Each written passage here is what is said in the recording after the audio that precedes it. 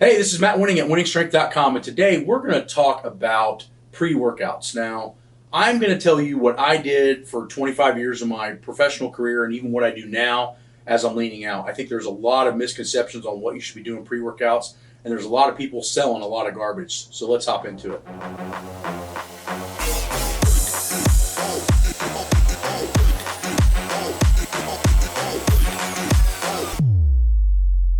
One of the first major rules that I have is I always eat an hour before I work out.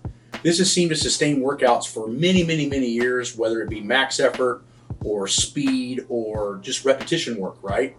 You need to have fuel in you. Do not try to go and train fasted. Now, if you're getting ready for a bodybuilding show and you're 2 weeks out, the rules may apply very differently. But for most of us that just want to be a little stronger and a little leaner, right, and a little bit more powerful, you're going to need fuel.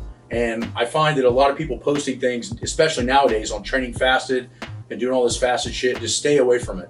You're better off eating a quality meal 1 hour pre-training. So make sure that you're getting in some white rice for fast absorption, proteins and fats. I like to use filet and ground beef.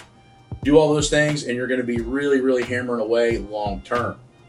The second thing that I like to do right before I work out is ingest salt. So we utilize thermotabs, and there's some other salt variances. Gatorade is not going to work for you.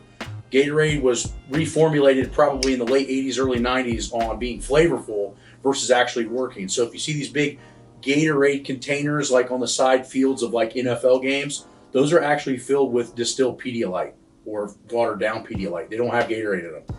And the reason is because Gatorade sugar content's too high. It actually causes more dehydration and all kinds of other issues. So what we like to use is buffered salt tablets.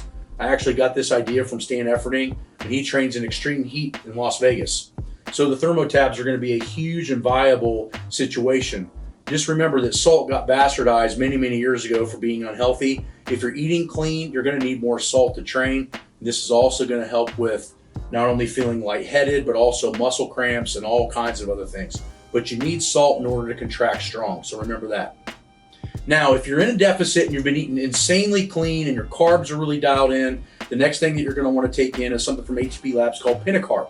Now, Penicarb is basically ground down rice with some other penta, which meaning it's got 5 different levels of carbohydrates in it, which are going to allow different levels of absorption. That's going to keep blood sugars really stable while you train. So when I'm in a deficit, I take 50 grams of Penicarb, I mix it up, and I drink it while I'm working out. Just sip on it the entire hour. So I hope this has helped a little bit, but I think the most crucial thing for pre-workout is, how did you sleep the night before?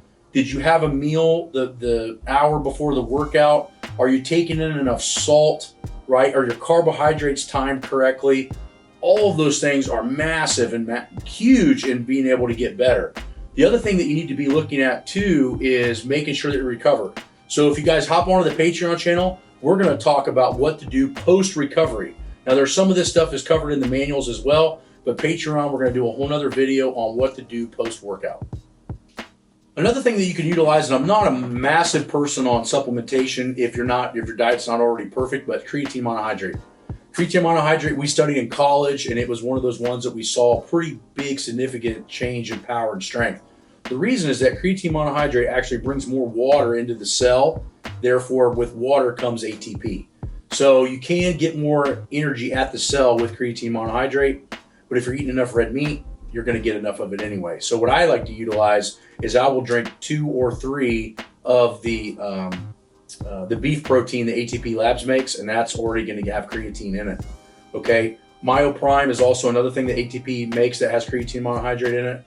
That can help too. But like I said, don't start playing with a lot of that stuff until your diet's 100% perfect.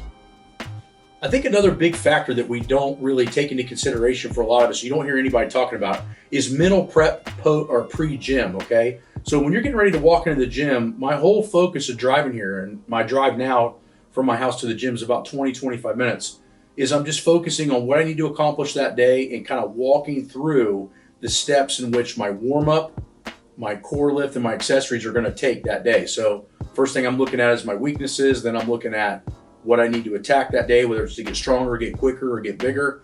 And then I start to create a formula or a battle plan. I find if I do this and focus on positive thought process, when I come into the gym, I've already mentally beat the weights. We studied a lot of this in graduate school with sports psychology, and it actually works really, really well. So when you're getting ready to drive to the gym pre-workout, instead of bashing an energy drink or taking a bunch of caffeine, why don't you guys focus on attacking the workouts and thinking about all your technical abilities that you need to focus on that day? And you might find that might be a lot better off than taking a lot of supplements. Now, the other thing about supplementation, especially with energy drinks and things with high caffeine, one of the other things I want to hit on, guys, is that you're going to start creating adrenal fatigue. Now, although you might get a bump or a jolt of energy and or aggression while working out, if you're on an energy supplementation, you're going to have a yin-yang property to that, meaning that your body's actually going to go down further and crash harder.